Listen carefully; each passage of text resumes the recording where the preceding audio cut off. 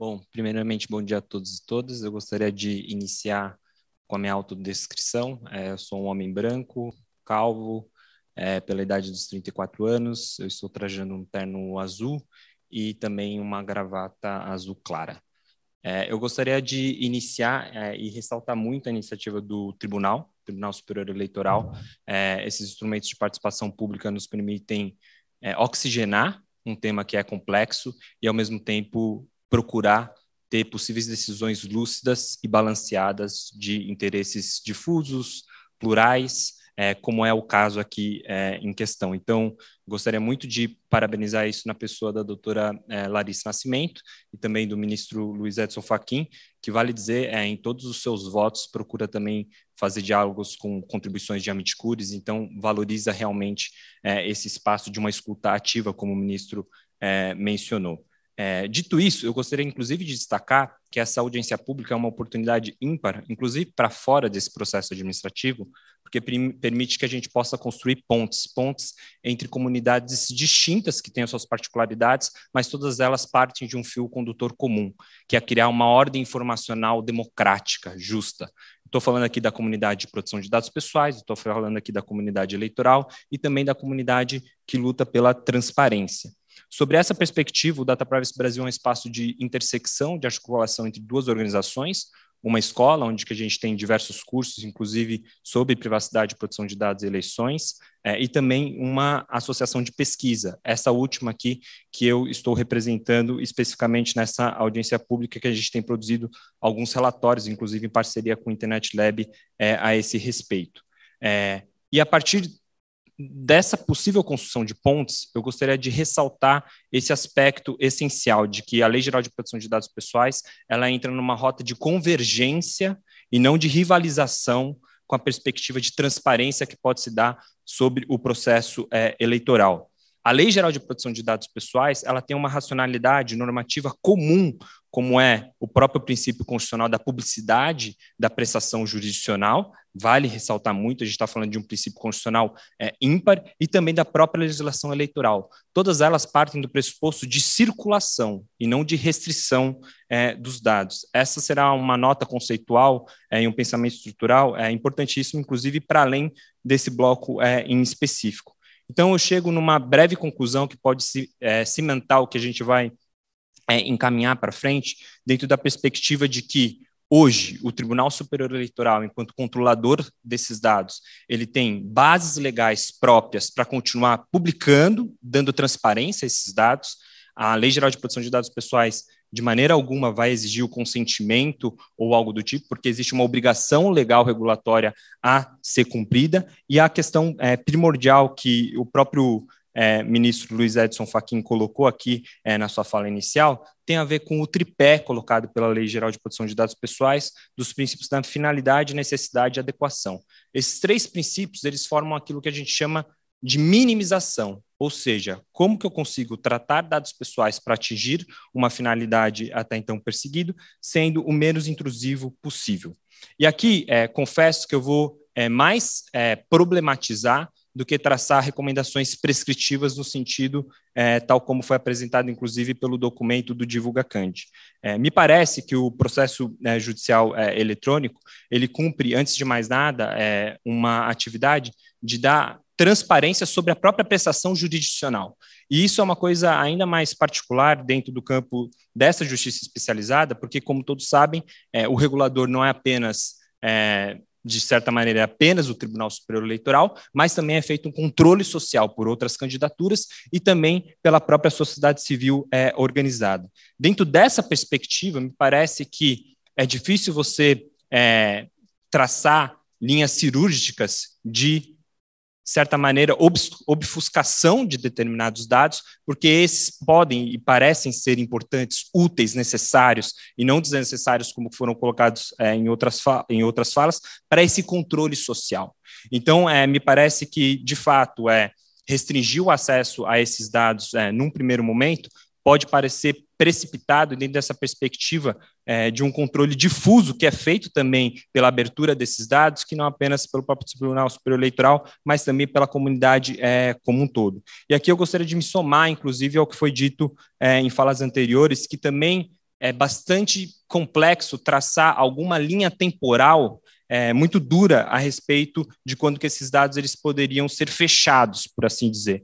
Porque, como bem foi colocado, muitas vezes, para além do próprio candidato eleito, ainda permanece um interesse público com relação a o tratamento e a visibilidade desses dados. E aqui eu gostaria de, inclusive, citar um recente enunciado aprovado nas Jornadas de Direito Civil, no âmbito do Conselho de Justiça Federal, dentro da Comissão de Direito Digital, da qual eu fiz parte, ao lado e coordenado pelo ministro Ricardo Vilas Boas Paiva, que é um enunciado que deixa claro que a mera existência de dados sensíveis dentro de um processo judicial, e aqui eu não estou falando apenas do processo eleitoral, por si só não obriga o magistrado, e eu diria o próprio tribunal, a decretar sigilo. É lógico que é um enunciado que poderia ser exportado em termos de analogia para a discussão que a gente está fazendo aqui, porque ele é mais direcionado para o magistrado.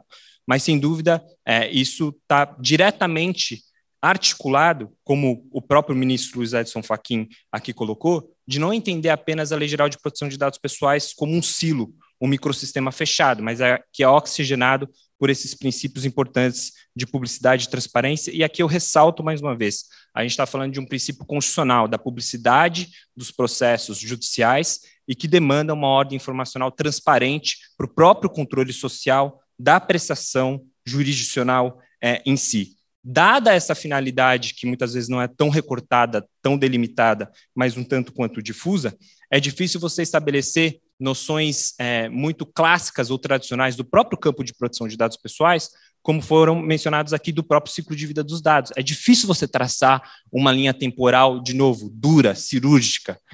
Dentro dessa perspectiva, eu gostaria até de me somar ao documento que nos foi franqueado o acesso do grupo de trabalho do DivulgaCand, de que, ainda que se pense em camadas de acesso, ainda que se pense em eventualmente obfuscar ou fechar ou não tornar publicamente acessível determinados tipos de dados, é importante pensar na complementariedade e na outra finalidade da própria plataforma DivulgaCand Contas. E aqui eu gostaria de utilizar exatamente esse exemplo, porque isso mostra a importância da gente pensar numa linha ou numa série histórica. A plataforma ela acabou por permitir que você consiga investigar e analisar a evolução patrimonial dos candidatos. Então, mais uma vez, é difícil você traçar uma linha cirúrgica apenas da diplomação, da eleição ou fim daquele determinado período por si só. O interesse público com relação ao acesso a esses dados, por si só, ele não se esvazia, ele não se exaure. E aqui a gente tem um precedente específico do Tribunal Superior Eleitoral que mostra como que essas nuances, especificamente no campo eleitoral, é ainda mais difícil de ser feito. Tem um precedente que, inclusive, depois eu posso falar o número exato na nossa contribuição escrita do ministro Hugo Fernandes, que ele diz, olha, nesse caso em específico, e aí a gente vai falar nos blocos seguintes de lista de patrimônios, nesse caso em específico, como o candidato não foi eleito, esse tipo de dado em específico, não de toda a candidatura, aí sim eu poderia não tornar publicamente acessível. É importante também destacar essa parte do precedente. Ele não propugna pela deleção do dado, mas somente para não deixar ele publicamente disponível. Eu reforço aqui que a gente vai encaminhar a nossa contribuição por escrito, onde que a gente vai conseguir articular até um pouco melhor as nossas ideias com outras e possíveis referências, mas eu gostaria de encerrar a minha fala reforçando a mensagem inicial. Além desse Tribunal Superior Eleitoral estar hoje aqui, por meio desse instrumento de participação pública, criando pontes necessárias para além de uma normatização de curto prazo, está construindo pontes a longo prazo para fortalecer a democracia brasileira e dessas comunidades que eu mencionei, da comunidade eleitoral, proteção de dados pessoais de transparência, que todas elas se pautam pelo um fio condutor comum, reduzir a assimetria de informação. A Lei Geral de Proteção de Dados Pessoais, de maneira alguma, ela tenta restringir o acesso aos dados. Por isso que ela estipulou, tanto no artigo 7º quanto no artigo 11º, e aí, mais uma vez, eu dialogo e estabeleço uma dialética com o próprio tribunal enquanto controlador desses dados, de que ele tem bases legítimas para continuar publicando e dando transparência a esses dados. É desnecessário o consentimento. A legislação eleitoral já traz essa obrigação legal regulatória da publicação e do tratamento desses dados como um todo. Obrigada, doutor Bruno. Nos vemos no... Bom, primeiro dia, bom dia a todos e todas. Gostaria de iniciar com a minha autodescrição. Sou do sexo masculino, pele branca, estou trajando um costume azul, gravata também da cor azul, camisa branca, óculos, cabelo preto, olhos verdes, e estou de frente no meio do auditório com a mesa central, onde estão sendo presididos os trabalhos. Eu gostaria de utilizar esse espaço do tempo do bloco 3 para, a partir da provocação que foi feita logo na abertura, estabelecer algum diálogo com as falas que me antecederam e recuperar algumas questões que eu acho que são essenciais para precisão, sobretudo, do debate que a gente está fazendo, do ponto de vista até mesmo da técnica legal e dos conceitos trazidos pela Lei Geral de Proteção de Dados Pessoais. A Lei Geral de Proteção de Dados Pessoais, ela define o que são dados sensíveis, e é um rol até, do ponto de vista jurídico e técnica legislativa, taxativa. Então, CPF, dados patrimoniais, endereços ou até outras coisas que foram mencionadas, não se encaixam no conceito legal de dados sensíveis. Isso é importantíssimo de ser colocado para que a gente possa ter a melhor alocação e posicionamento mesmo, enquadramento jurídico da matéria. A Lei Geral de Proteção de Dados Pessoais, ela prevê sim o princípio da discriminação e prevê quando há um tratamento desigual ou diferencial e ele seja ilegal ou abusivo. Por que eu estou resgatando isso? Porque, como foi mencionado nas falas anteriores, a própria questão de visibilidade e publicidade de dados sensíveis, como, por exemplo, ligados à raça, e que, como foi bem pontuado, vem sofrendo uma evolução legislativa no sentido de ter políticas afirmativas. Então, a publicização desses dados possibilita uma discriminação que é positiva, que é lícita e que é promovida pelo ordenamento jurídico brasileiro. Então, a publicidade desses dados vai ao encontro daquilo que, dentro da perspectiva do direito, permite esse tratamento desigual para desiguais, enfim, racismo estruturais e outras assimetrias enraizadas dentro do contexto brasileiro. Então, dentro desse ponto de vista, me parece que sim, que é importante permanecer a plena publicidade dos dados de raça, até para que esse controle social ele continue existindo por parte também, não apenas dos adversários, mas da própria população que quer também ser fiscal dessas políticas afirmativas. E aí eu utilizo o restante do meu tempo para poder resgatar um debate que foi feito ontem e tentar, de certa maneira, procurar verificar algumas rotas jurídicas pelas quais a gente poderia também dar um enquadramento legal jurídico para a matéria.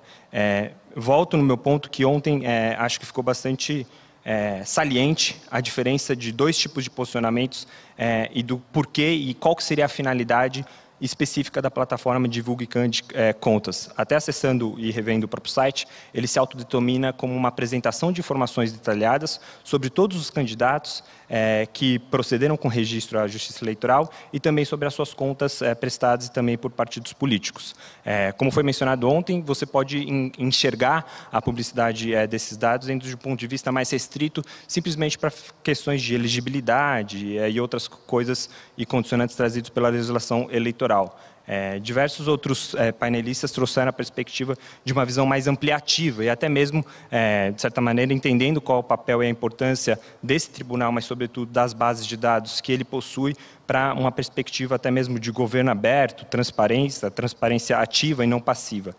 Quero resgatar esse ponto porque tem uma questão jurídica de fundo que me parece que é extremamente importante, que é perguntar e questionar o seguinte: a Lei Geral de Proteção de Dados Pessoais, em algum sentido, ela veda esses usos secundários mais elásticos que permitiriam não só primariamente ter um controle social sobre as condições de elegibilidade dos candidatos, mas também um controle social sobre essas figuras públicas, políticas e até mesmo do ponto de vista de transparência e de governo aberto? Trago aqui a reflexão no sentido de que a Lei Geral de Proteção de Dados Pessoais, ela por si só não proíbe isso. A Lei Geral de Proteção de Dados Pessoais, quando ela traz o princípio da finalidade, ela diz que tem que haver um tratamento de dados para fins legítimos, explícitos, informados, sem a possibilidade de uso posterior que não seja compatível. E aí o princípio da adequação diz que usos secundários podem, e até do ponto de vista da compatibilidade, existirem, de acordo com o contexto no qual se dá essa atividade de tratamento de dados pessoais. O princípio da finalidade e, portanto, da adequação, quase como se funciona numa oração principal e subordinada, para permitir que haja, sim, possíveis usos secundários. Então, há, de certa maneira, até mesmo um conforto jurídico que a Lei Geral de Proteção de Dados Pessoais traz. Mas, dialogando muito com o colega advogado Edson, se a gente for partir para essa perspectiva, definitivamente tem que haver uma transparência ativa no próprio processo de coleta desses dados para que haja essa possível transparência, até mesmo alongamento do ponto de vista da publicização desses dados. E aí também eu gostaria de citar outros 2 artigos que vão ao encontro desse possível conforto jurídico e também dialogar com algumas falas que me antecederam, que a Lei Geral de Proteção de Dados Pessoais, no artigo 7º, parágrafo 3º e 4º, ela traz 2 situações distintas de dados publicamente acessíveis ou disponíveis. Um é quando o titular manifestamente torna esse dado público, é o caso se ele, por exemplo, imputa isso numa rede social e o perfil dele é aberto, por exemplo. A outra, e bem diferente, que me parece que é o caso aqui, é quando um terceiro ou uma instituição é quem torna esses dados publicamente disponíveis. Me parece que é o caso aqui envolvido com relação à plataforma DivulgaCante.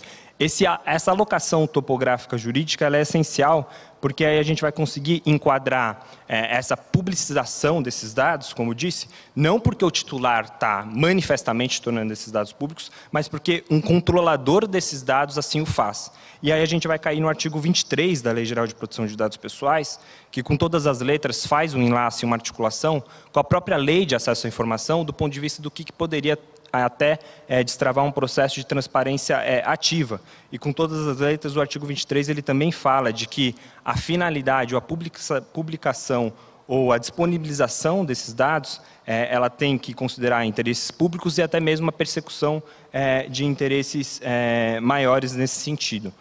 E aí eu me somo a uma fala que foi feita anteriormente do advogado e colega Francisco Brito Cruz, que a plataforma DivulgaCande, no final, ela é de divulgação e não necessariamente de transferência desses dados. Se há eventualmente algum uso abusivo e ilícito nesse decorrer do tratamento dos dados, a LGPD ela também vai procurar endereçar isso, responsabilizando esses atores posteriores.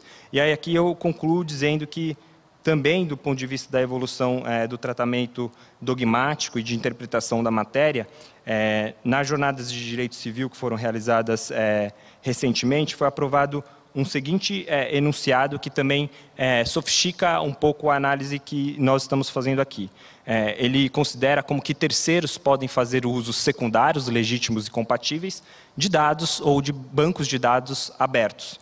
O enunciado ele diz o seguinte: e aqui ele dialoga diretamente com uma outra base legal, que é alternativa ao consentimento do próprio titular de dados, que é o seguinte, abre aspas, o interesse legítimo de terceiro, mencionado no inciso 9º, artigo 7º, não se restringe a pessoas físicas ou jurídicas singulares identificadas, mas também se dá em prol de grupos ou interesses coletivos. É justamente o que está no centro do debate quando a gente está verificando, ou possibilitando, ou vislumbrando como que essa base de dados e a própria plataforma do DivulgaCande, ela poderia servir desses elementos de transparência e de controle social, para além até mesmo do período chamado crítico eleitoral. Ou seja, eu trago aqui algumas reflexões para tentar me somar ao que foi colocado anteriormente, dialogar com os pares que me antecederam e tentar trazer aportes do ponto de vista da leitura e da moldura normativa da Lei Geral de Proteção de Dados Pessoais. E gostaria de reforçar o que foi dito pelo colega, o advogado Edson.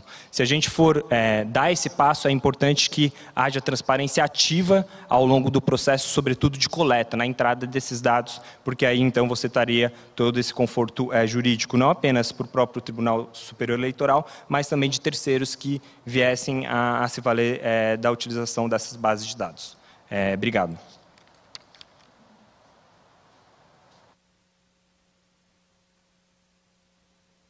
Obrigada, doutor Bruno. Bom, boa tarde a todos e todas. Então, dando sequência ao segundo bloco, me autodescrevendo, eu sou Bruno Bioni, um dos diretores fundadores do Data Privacy Brasil. Sou do sexo masculino, cor branca, cabelo preto, olho verde, trajo um terno azul, gravata azul clara, camisa branca e também óculos. Iniciando esse segundo bloco, e eu acho que o formato da audiência pública também foi muito feliz, porque a gente partiu de uma primeira pergunta um pouco mais geral, panorâmica, de duas plataformas, ou de duas bases de dados, ou de dois mecanismos de transparência, que é o PJE e o DivulgaCand, e agora a gente tenta verticalizar sob o ponto de vista de como que a gente pode entender a real necessidade da divulgação de certidões criminais, então um dado pessoal específico e os outros dados constantes daquela certidão, para entender isso e verificar a real necessidade e utilidade para fins de transparência. Aqui eu vou endereçar especificamente isso do ponto de vista da divulgação na plataforma DivulgaCand. Os colegas que me antecederam, me parece que tem uma pequena divergência, eu não vou ousar a tentar solucioná-la, sobre qual é a real finalidade da publicização ou do tratamento desses dados, como, por exemplo, de fácil acesso ou publicamente acessível na perspectiva das certidões criminais. Eu só não estou conseguindo ver o meu tempo. Eu não sei. Tá. Dito isso, por que eu quero tentar me somar e exercer aqui uma dialética com os demais colegas?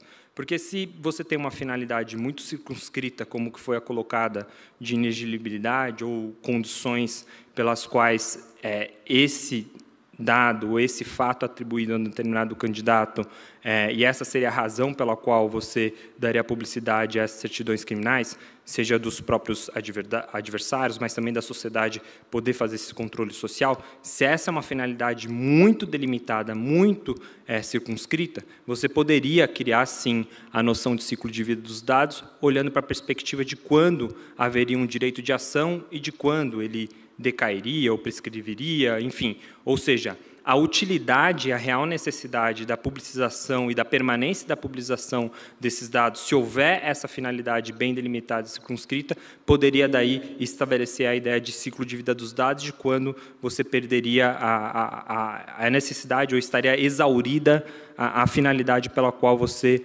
deixaria publicamente acessível esse dado. Por outro lado, alguns colegas bem pontuaram aqui que a plataforma DivulgaCand talvez não teria essa única e específica finalidade, propósito ou contorno.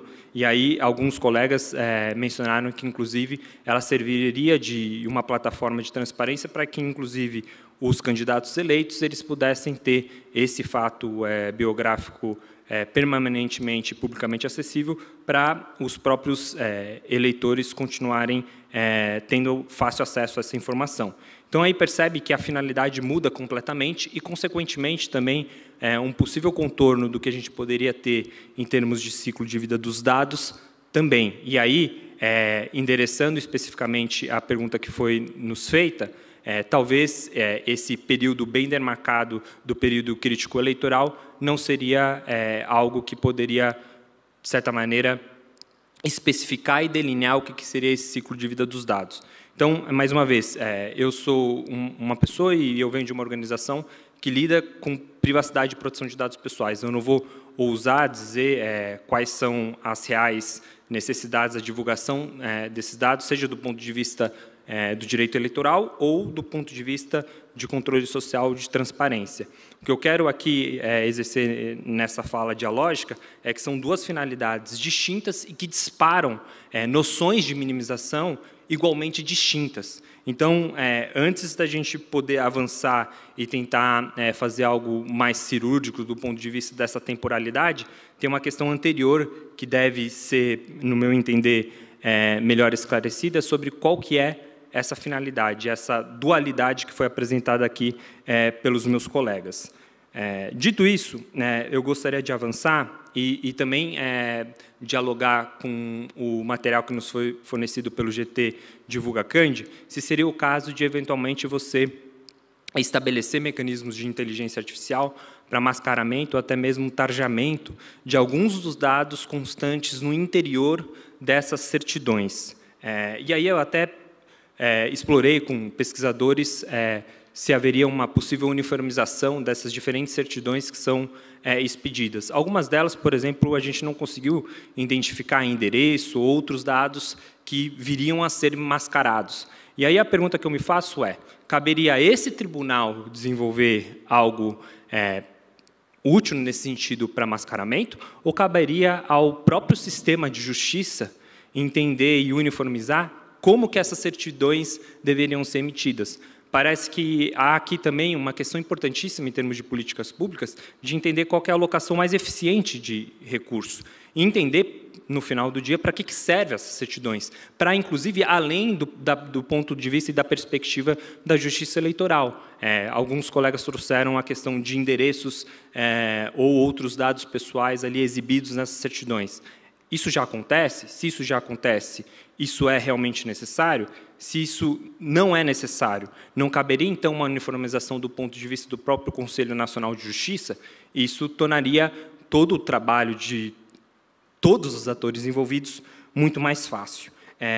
E aí eu concluo dizendo o seguinte, mais uma vez, eu gostaria de aqui estabelecer um diálogo com um precedente que me chamou muita atenção durante a pesquisa, que é o precedente do processo administrativo 0600444851 de relatoria do ministro Og Fernandes. Ali, naquele caso, ele considerou essa perspectiva do tripé finalidade, necessidade e adequação, e ele entendeu que, de um candidato não eleito, não faria mais sentido você continuar divulgando a lista de patrimônio, porque não precisaria haver mais esse escrutínio público. Talvez o mesmo raciocínio pudesse vir a ser feito com certidões de antecedentes criminais. Mas, mais uma vez, eu ressalto que essa noção que foi desenhada nesse precedente especificamente levou em consideração muito mais o fato do candidato não ter sido eleito do que necessariamente outros critérios de temporalidade que a gente poderia aqui emular. Então, eu concluo dizendo o seguinte, primeiro, eu, enquanto pesquisador em privacidade e proteção de dados pessoais em minha organização, essa audiência pública está sendo um excelente espaço de aprendizagem e de escuta ativa, e eu gostaria de ressaltar esse ponto em específico que iniciou a minha fala. Qual é a finalidade da publicização, não só de certidões criminais, mas de outros dados na plataforma do Divulga Cand, entre outras coisas? É simplesmente por uma perspectiva de olhar para as condições de elegibilidade ou inelegibilidade desses candidatos, ou uma questão maior da própria perspectiva de transparência do pleito eleitoral e da continuidade da vida política e pública desses candidatos? De novo, eu não vou me atrever a responder essa pergunta e essa reflexão, mas isso está no coração da discussão que está sendo feita aqui. Sem a gente não dar um passo atrás e fazer uma discussão franca sobre qual que é essa finalidade, necessidade e adequação, a gente não vai conseguir dar um passo para frente no sentido de entender qual é a real noção de minimização que a gente poderia estabelecer, seja para o PJE, seja para a plataforma Divulga Cand, ou outros mecanismos de transparência, inclusive ativa e passiva, que podem vir a ser melhorados no ponto de vista da justiça eleitoral e do ponto de vista até mesmo do poder público. Obrigado. Nós que agradecemos, doutor Bruno, que falou pelo Data Privacy Brasil. A palavra para o doutor Bruno Bione, que fala pelo Data Privacy Brasil. Obrigado, doutora Larissa. Bom, primeiramente, boa tarde a todos e todas. Eu vou iniciar com a minha autodescrição.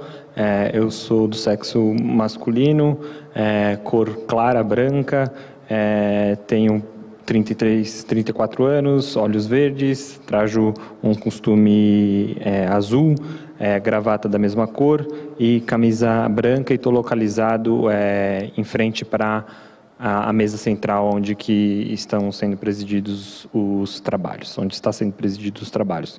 Bom, com relação a essa pergunta, indo direto ao ponto, a exibição, a publicação de lista de bens declarados, consta isso como uma das exigências previstas na legislação eleitoral, então há ali uma base legal já bem delineada que não necessita ou seria desnecessário qualquer tipo de consentimento por parte do titular, então a publicação e o tratamento desses dados decorre de uma obrigação legal regulatória em vista do TSE enquanto controlador, e entender o motivo pelo qual isso se faz necessário a partir da identificação do tripé finalidade, necessidade e adequação, princípios previstos na Lei Geral de Proteção de Dados Pessoais, que decorre da necessidade de algum tipo de controle social e compreensão de como que a condição socioeconômica do próprio candidato ou da candidata também é uma informação útil, necessária e adequada para o próprio eleitor e eleitora, seja no período crítico eleitoral, e aí depois eu vou procurar enfrentar se há ou não a necessidade da continuidade dessa divulgação. A primeira pergunta ou reflexão que pode ser feita os endereços desses imóveis, dessas listas de bens declarados, precisariam ser completos? E aqui eu acho que a gente poderia refletir se é possível ainda ter algum tipo de controle social sobre esses bens, sobretudo imóveis, sem a necessidade de você ter uma descrição extremamente detalhada, porque, como já foi relatado aqui por colegas anteriores, isso causa muitas vezes um risco concreto e não apenas abstrato para a integridade física, não apenas do candidato e da candidata, mas também dos seus próprios familiares. Será que uma descrição não tão completa, mas algo que possa identificar uma área em específico dentro de uma determinada municipalidade ou algo do tipo, já cumpriria essa necessidade e a finalidade pela qual esse dado seria tratado e publicizado? Se sim, a gente poderia definitivamente adotar técnicas de minimização. Nesse sentido, poderia haver algum tipo de ajuste, sim, com relação à publicação desses dados. Sobretudo no momento que a gente vive no Brasil, dentro da perspectiva de muita polarização política, e a gente tem visto como que definitivamente isso pode sim resfriar, por assim dizer, algumas candidaturas que seriam muito desejáveis. Ainda sobre a questão da eventual inibição, não apenas do ponto de vista quantitativo, mas qualitativo desses dados dentro da plataforma DivulgaCand. E aqui a gente volta a mencionar a ideia de ciclo de vida dos dados.